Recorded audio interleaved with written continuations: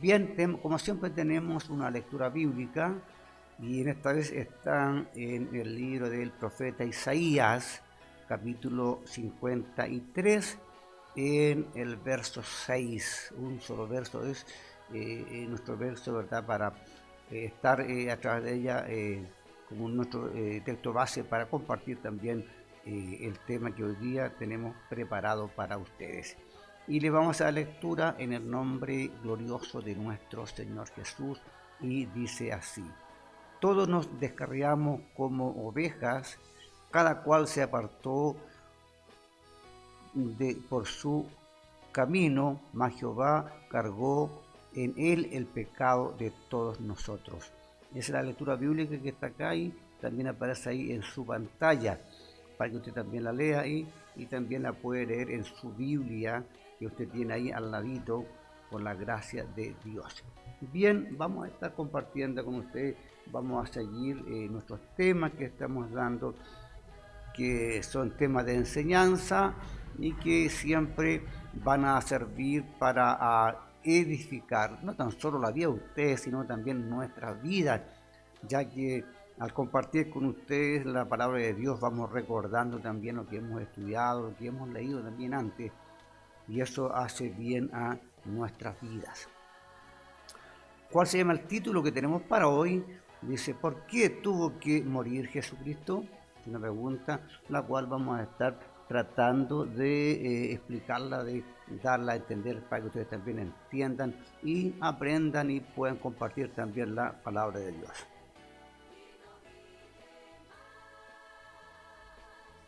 Bien, ese es el título, ¿se acuerda? ¿Se acuerda? Se lo repito, aunque aparece en su pantalla: ¿por qué tuvo que morir Jesucristo? Es una pregunta que nos hacemos, pues, nosotros, se hace el mundo, hasta los no cristianos se preguntan: ¿y por qué murió Jesús? Y hoy día vamos a conversar un poquito con ustedes acerca de esto, que siempre va a ser de mucha importancia para nuestra vida.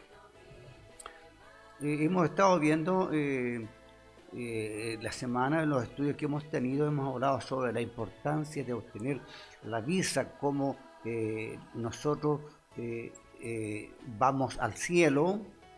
Además hemos aprendido que para ello el único medio y requisito es creer en Jesucristo, para poder saber si en verdad hemos obtenido la visa al cielo. Creyendo en Jesús se debe tener en claro dos cosas que vamos a estar desarrollando. Y primero es lo que nos preguntamos: ¿y quién es Jesucristo? Ya lo vimos, ya explicamos bastante acerca de quién era Jesucristo. Y la otra pregunta es la misma que ya le hemos dado: ¿qué es lo que hizo Jesucristo por nosotros? Ahora cambia un poquito con el tema. Significa que Jesucristo es la encarnación de Dios que vino a la tierra. La gran voluntad del Padre es que se refleja en su amado Hijo Jesús, en lo que Él vino a hacer acá, por mandato del Padre, por supuesto, y también por su propia voluntad. Ya hemos visto esta magna obra que vino a hacer Jesús al humanizarse y tomar la forma humana.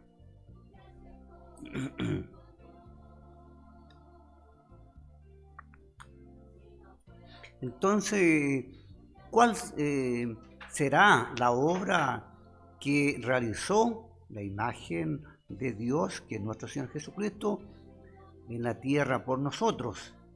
La respuesta es la crucifixión y muerte por nuestros pecados.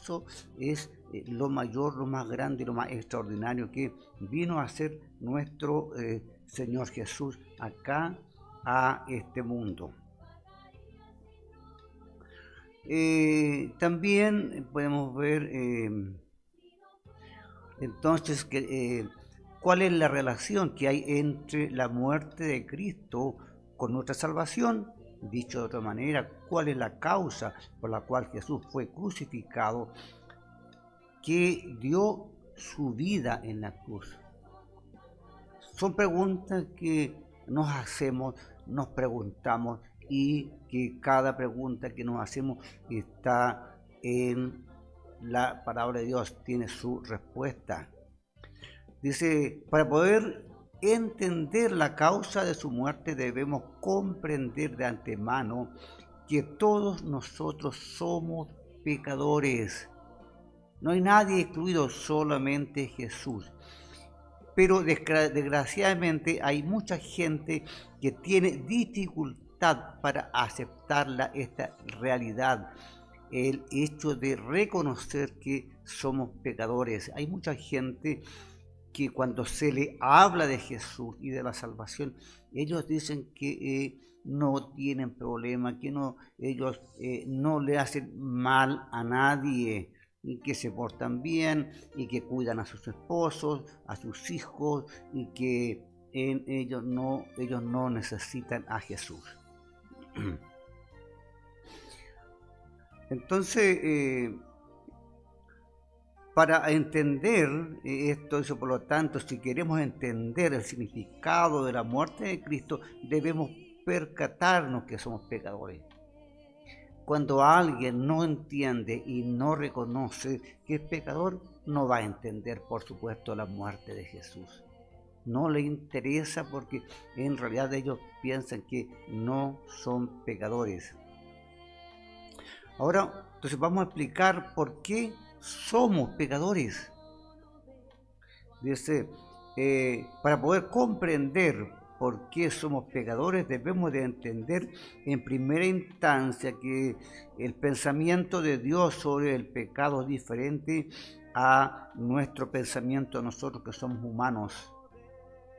Pensamos que uno es pecador por el hecho de cometer el mal, o sea, una mala acción.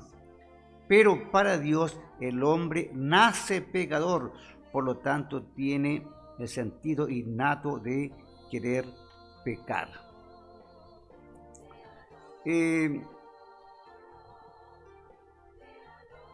Dice entonces, ¿por qué dice Dios que el hombre es pecador?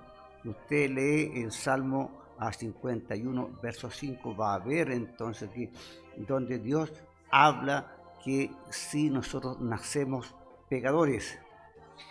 Eso es a causa de nuestros antepasados Adán y Eva, que luego de haber pecado fueron despojados como pecadores del jardín de Edén y tuvieron sus descendientes pecadores. Vamos a explicar un poquito más adelante acerca de que a causa del pecado de Adán, ¿verdad?, y de Eva, nosotros somos pecadores.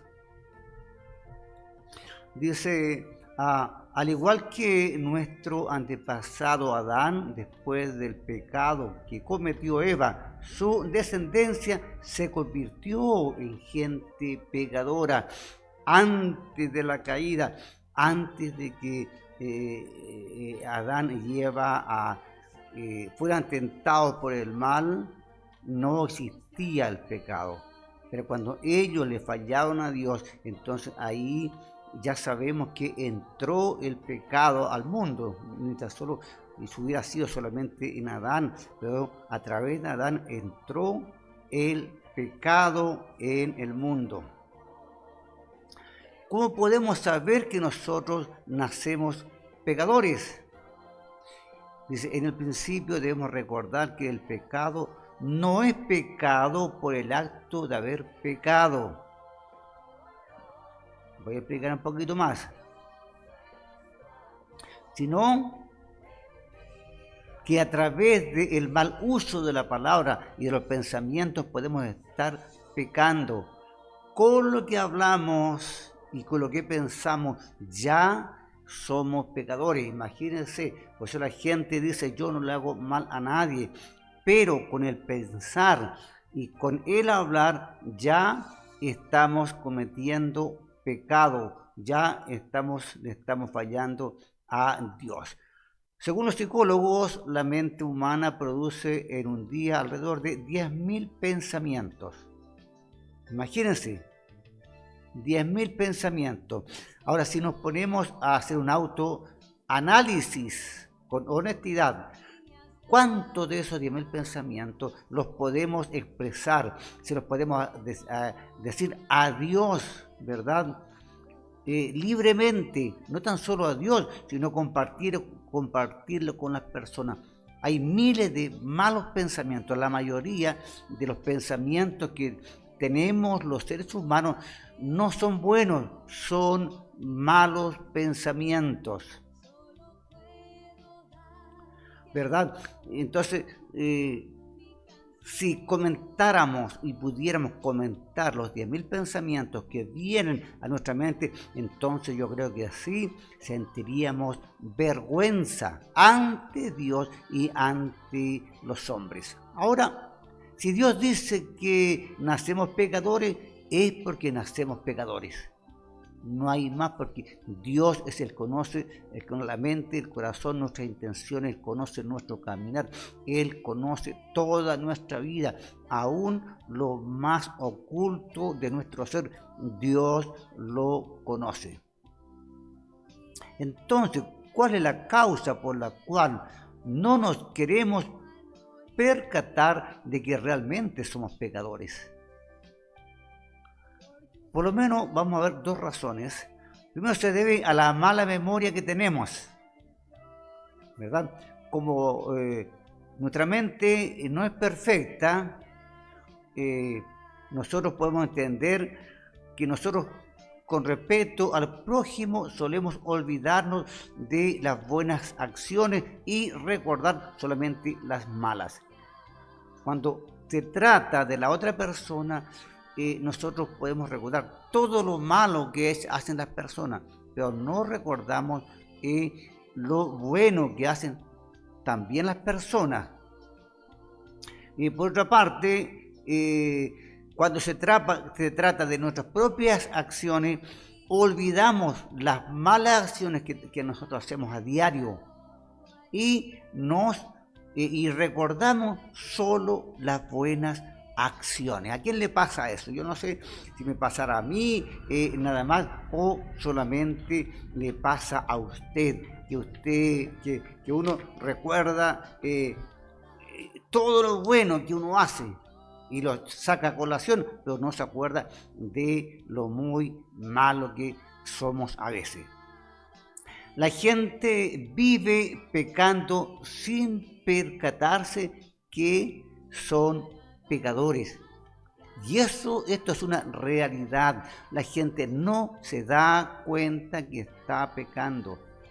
Lo hace a diario, lo hace a cada instante, pero no se percata de que es pecador. Por eso dicen que son buenos, que no le hacen mal a nadie. Claro, no, si yo no le hago mal a nadie, entonces ahí va. La gente no puede entender y no puede reconocer que sí, como personas somos pecadores. La segunda causa por la cual, siendo pecador, no nos podemos dar cuenta de ello con facilidad, se debe a nuestro errado concepto de que todo aquel acto contrario a la conciencia es pecado. Uno dice que cada cosa que yo hago y no afecta a mi conciencia no es pecado, y si afecta a mi conciencia es pecado. Pero para Dios, pecado es el acto contrario a su conciencia. La conciencia de Dios no es igual que la mía. Por eso acá no vale mi conciencia, sino que vale la conciencia de Dios. Entonces, por lo mismo nos pasa cuando estamos ante la presencia de Dios. Aunque la gente va a alegar, puede que alegue, puede que esté rectificando, ¿verdad? Dice, ¿verdad? Se esté rectificando, justificando ante Dios. Porque pensamos que no hemos actuado contra nuestra conciencia. Uno dice, es que mi conciencia no me reprende.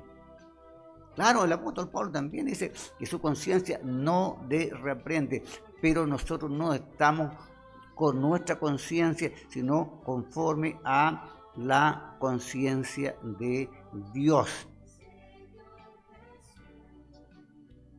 Dios nos juzgará con relación a su conciencia. La causa es porque hay mucha diferencia entre la conciencia humana y la conciencia de Dios. Recuerde que nosotros somos pecadores, somos inclinados al mal y Dios es santo, santo, santo. Él no se equivoca, Él es inmutable, es infalible. Pero nosotros somos siempre inclinados al mal. Nuestro corazón siempre de continuo nos saca hacia afuera. Y nuestra conciencia a veces, ¿verdad?, va a no ser la correcta con respecto a la conciencia de Dios. Dice, pero hay una gran diferencia entre la conciencia humana y la conciencia de Dios. Según la conciencia humana, según mi forma de pensar y de entender las cosas, si nosotros no hacemos mal a alguien, mire bien, a pesar de odiarlo, no lo matamos, somos inocentes. Mire, observe bien la conciencia humana. Dice, pero estamos hablando de la conciencia de Dios. Hemos asesinado solo con odiar al hermano.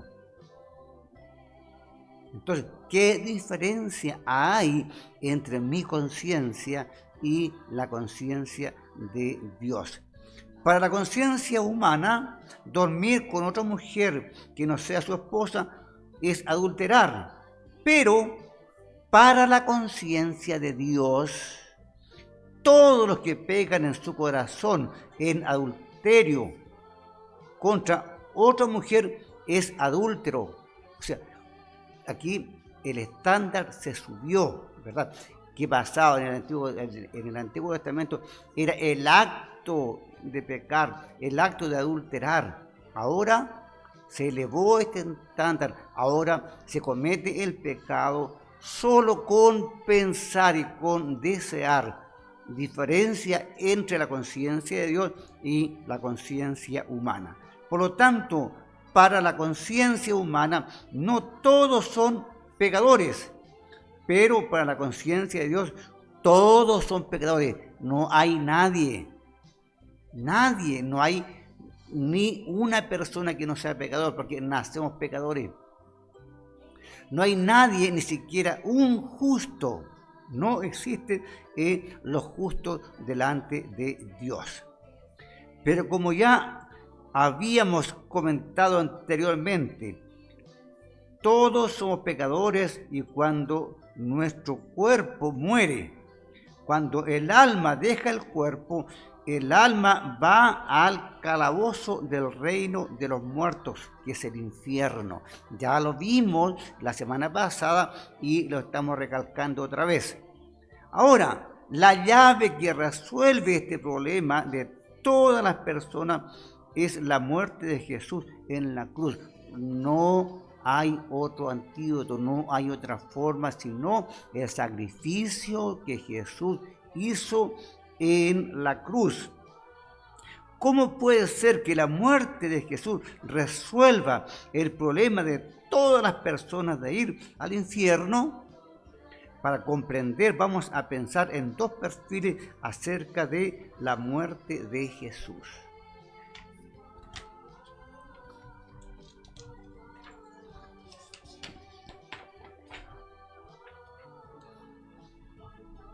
Primero es el perfil de Dios y segundo el perfil de Satanás. Dice, en primer lugar, pensemos desde el perfil de Dios. Dios tiene varias naturalezas. A estos lo llamamos los atributos de Dios, ya lo vimos. Y dentro de estos atributos se destacan dos, son la justicia y el amor.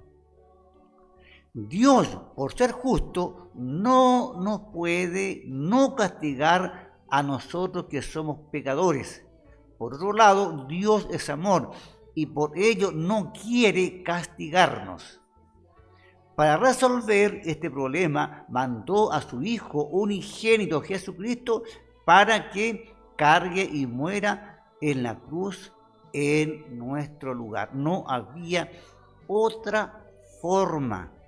Entendemos que Dios es justo y por su justicia nos tiene que castigar, pero por otra parte está el magno amor de Dios y Él no quiere que sus hijos, su creación, vayan al infierno. ¿Cómo entendemos esto? Lo vamos a hacer con una ilustración. Es una historia, dice que en la época en que Cristo vivía, en el mundo existía un pequeño reino en una pequeña isla del Mediterráneo llamada Creta. En ese reino había un rey que era reconocido por ser un hombre justo. ¿Cuál sería el significado del término justo?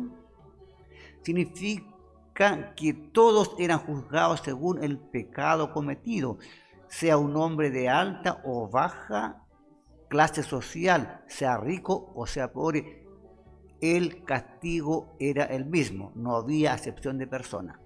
Este rey era reconocido por ser un hijo piadoso para con su madre viuda, pero en ese reino existía una ley muy especial.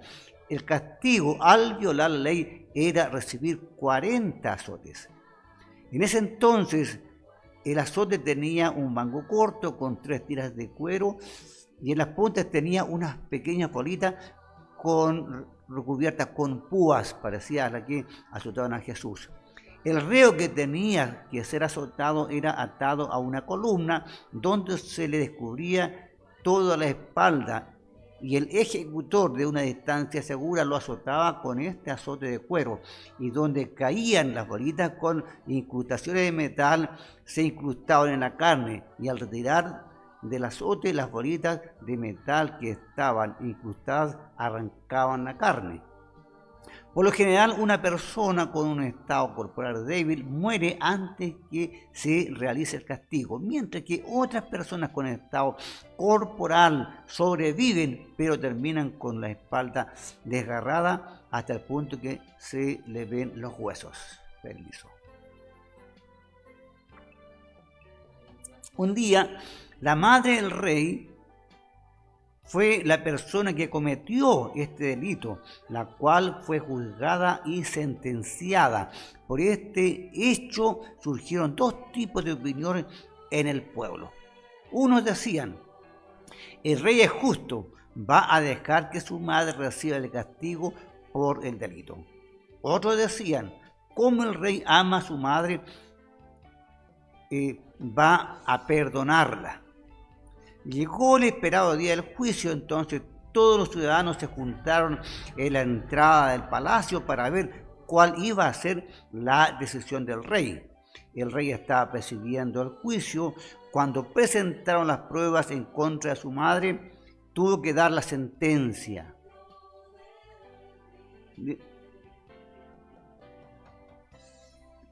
Aten a esta pecadora en la columna, dijo el rey, su propia madre.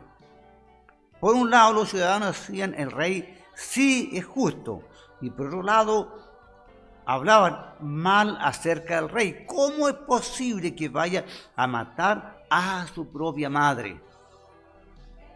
Mientras los soldados llevaban a la madre hacia la columna, el rey se levantó en silencio, sacó su corona y empezó a desvestirse. Cuando hubo descubierto sus piernas y torso, bajó, caminó hacia donde estaba su madre, quien temblaba de miedo. Abrazó la espalda de su madre y dijo, azoten a esta pecadora. El verdugo, al ejecutar la orden, ¿a quién creen que golpeó? Habrá recibido los golpes seguramente el rey, porque el rey tomó esa decisión. Esto es porque el rey amaba mucho a su madre. A pesar del delito cometido, no podía dejar que su madre recibiera el castigo. El rey amaba de gran manera a su madre, pero también debía ser justo.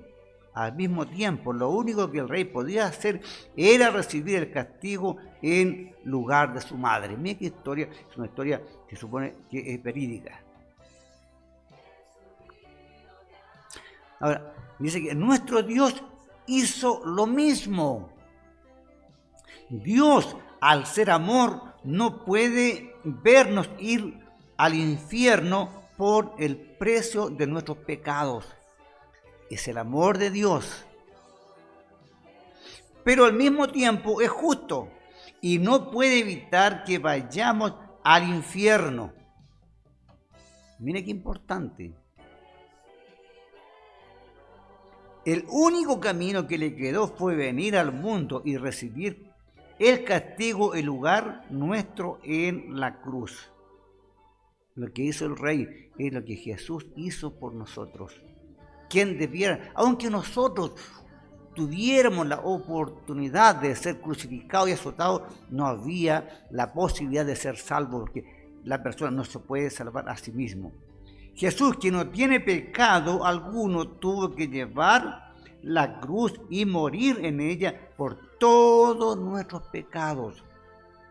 Por eso en Isaías 53:6 el texto base dice, está escrito lo siguiente: todos nosotros nos descarriamos como ovejas, cada cual se apartó por su camino, mas Jehová cargó en él el pecado de todos nosotros. Jesús, él tomó entonces nuestro lugar en la cruz. Nadie podía haberlo hecho. Dice, pero la muerte de Jesús tiene otro significado. No tan solo nos libra del infierno y de la muerte eterna, sino que vamos a descubrir que la muerte de Jesús tiene otro importante significado. ¿Para qué? Es para destruir el reino de Satanás. Ahora que Jesús murió, veamos el perfil de Satanás. Debemos comprender de quién nos salva Dios. En la Biblia nos habla de que nos quiere rescatar de las manos del diablo. Y eso es el infierno. Seguramente todavía no podemos entender sobre la gobernación del diablo. Pero en la Biblia dice claramente del reino del diablo, dice que nosotros nacimos como esclavos del pecado. Romanos 6:17 dice, por el plan del diablo y se termina siendo de él. O sea, pasa el hombre a ser esclavo de él, su dueño es Satanás. ¿Cómo habremos nacido como esclavos del diablo? Nos preguntamos, ¿cómo eso, Señor? ¿Cómo? Si uno nace un niño, no tiene conciencia, no sabe nada. Pero ¿qué dice las Escrituras? Dice, justamente como dice la palabra en 2 de Pedro, capítulo 2:19, el que pierde una lucha termina siendo esclavo del vencedor. Nuestros antepasados, Adán y Eva, fueron tentados por el diablo y la Biblia dice claramente que ellos fueron vencidos por el diablo, y como nuestros antepasados han tenido descendencia como esclavos del diablo, todos terminan siendo esclavos del diablo también. Pero ¿cuál será el arma que utilice el diablo para atarnos como esclavos? Esto es justamente el poder de la muerte. Todas las personas viven sumidas por el diablo, por el miedo a la muerte. El significado de que Dios nos va a librar tiene el mismo significado de libertarnos de la esclavitud del diablo. Para que Dios nos libre, debió vencer antes el poder de la muerte que tiene el diablo sobre nosotros. ¿Cuáles son las reglas para derrotar el poder de la muerte? Esta es la muerte de Jesucristo en la cruz. Aquel que muere y resucita está demostrando que tiene mayor poder sobre el poder de la muerte. Pero ¿quién puede resucitar de entre los muertos?, se pregunta uno. El único que puede hacerlo es aquel que no tiene pecado. Ya dijimos que la paga del pecado es muerte. Porque como dice la palabra en Romanos 6:23, la paga del pecado es la muerte. Pero como todos nosotros nacimos pecadores, no tenemos el poder para resucitar después de haber muerto. ¿Por qué? Porque la paga del pecado es muerte. Por ello Jesucristo vino al mundo en forma de hombre, y al no tener pecado pudo resucitar. Pues que la gente, nadie puede resucitar porque todos somos pecadores por sí mismos. Pero nuestro Señor, para poder resucitar primero, tuvo que morir. Esto es la muerte de Jesucristo en la cruz. El problema fue que Jesús no tenía ningún pecado para morir. Entendemos entonces que en él no había engaño y en él no había pecado, entonces no podía morir. ¿Qué tuvo que hacer? Por ello Jesús llevó nuestros pecados. Jesucristo, que no tenía pecado, murió en la cruz por nuestros pecados, pero los pecados que llevó con él en el momento de su muerte no eran suyos, por lo tanto pudo dejar nuestros pecados en el reino de la muerte, venciendo su poder. Ahora, ¿cómo Jesús dejó nuestros pecados en el reino de la muerte?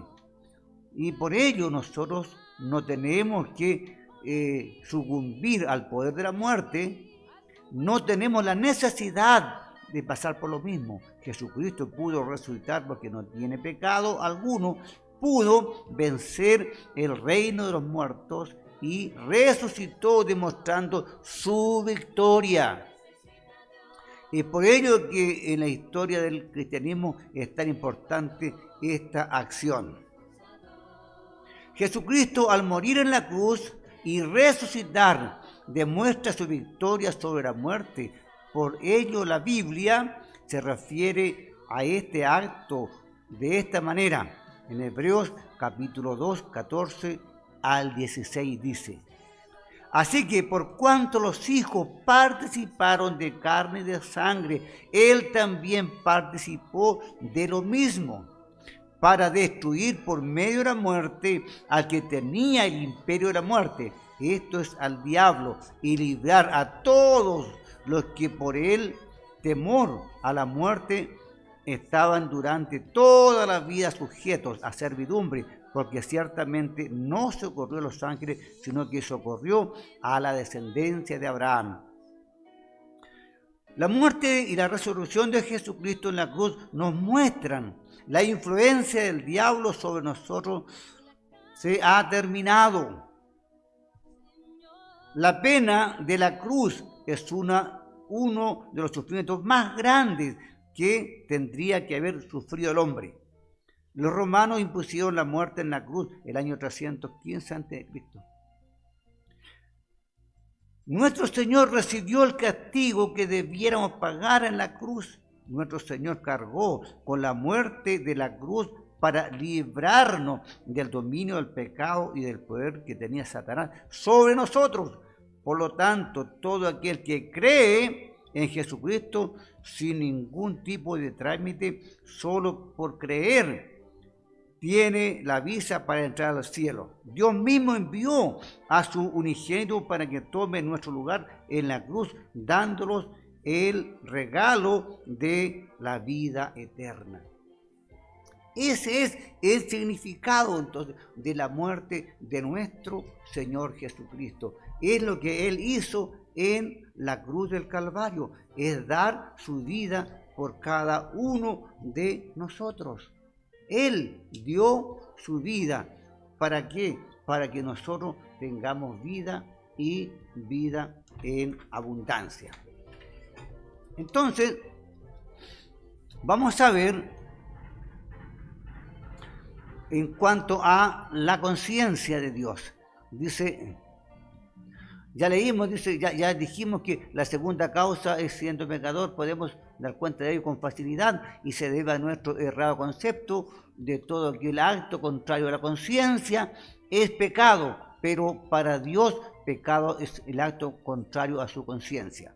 Dice acá, lo mismo nos pasa cuando estamos ante la sentencia de Dios. Aunque vamos a tener complicaciones, Dios va a juzgarnos de toda manera. Dice,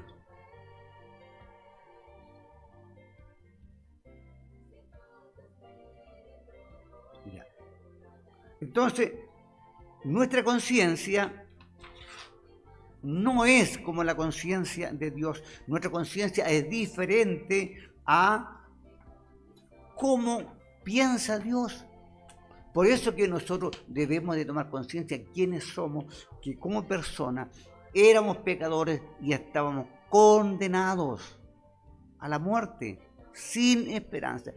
Pero Jesús tomó nuestro lugar en la cruz del Calvario para pagar el alto precio que nosotros debiéramos haber pagado, pero era imposible. El ser humano no puede salvarse a sí mismo. Por eso que era necesario que viniera Jesucristo, el Hijo de Dios, y tomara nuestro lugar y Él pagar el precio. Aunque Él no tenía pecado, Él pagó nuestro precio por amor a nuestras almas, y como nos amaba, Él no quería que nosotros fuéramos al infierno, y Él pagó el precio. Así que Dios les bendiga en esta tarde y que sea una tarde de reflexión también para cada uno de nosotros. Damos gracias a Dios por todos ustedes que nos han acompañado, ustedes que están en la plataforma y que nos han podido seguir, para que ustedes también sigan siendo bendecidos de parte de Dios. Vamos a continuar con la ayuda de Dios el próximo miércoles, y ahora el próximo miércoles viene el cuarto tema, dice cómo obtener la convicción de nuestra salvación. Es muy importante porque mucha gente que no tiene la seguridad de que es salvo, y otros que también piensan que son salvos y no lo son. Vamos a estar compartiendo el próximo miércoles con la ayuda de Dios. Vamos a orar. Señor, te damos gracias en esta tarde porque tenemos la bendición de compartir tu palabra. Esperamos que esta palabra haga vida en nosotros y haga vida en cada persona que tiene la oportunidad de escucharnos, para que su vida sea transformada por el poder de Dios. Oramos por todos los salvos, los que están inscritos en el libro de la vida. Dale de ser fieles, Señor, y tengan fe hasta el último día de su vida. Pero también oramos por aquellos que no te conocen y que están en la plataforma, para que, como ya hemos aprendido, Señor, que la persona nace pecadora, y por lo tanto, como pecadores, Señor, necesitamos arrepentirnos para ser salvos. Y eso significa que debemos de pedirle perdón a Dios. Y Dios, que es grande en misericordia y perdonador, estoy seguro que va a perdonar a todas aquellas personas que con un corazón sincero, de lo más profundo de su ser, han pedido perdón. Y Jesús, en su amor, Señor, que va más allá de nuestro entendimiento, Señor, va a perdonar a aquellas personas, porque Él tomó nuestro lugar y Él pagó por el precio de nuestros pecados. Oramos por todas las personas que están necesitadas, los que están enfermos, sin obra, misericordia, que por tu palabra, Señor, por tu llaga, ellos sean sanos por la obra gloriosa del Espíritu Santo, que glorifica a Jesús. Todo enfermo por la fe reciba la sanidad del cuerpo, del alma, de la mente. Señor, toda necesidad sea suplida en el nombre de Jesús. Oramos por los matrimonios que tienen problemas, que están quebrados, para que el Espíritu Santo les guíe, les ilumine, les dirija y les ayude, Señor, en todo. Y que haya un cambio, Señor, en el interior de cada persona. Abre puertas a los que no tienen trabajo, a los que están necesitados, Señor, a los que tienen problemas. Oramos por la iglesia, para que la iglesia, Señor, siga creciendo, muchos lleguen al conocimiento de la verdad y se salven. Oramos también, Señor, por los ministros, para que podamos enseñar tu palabra.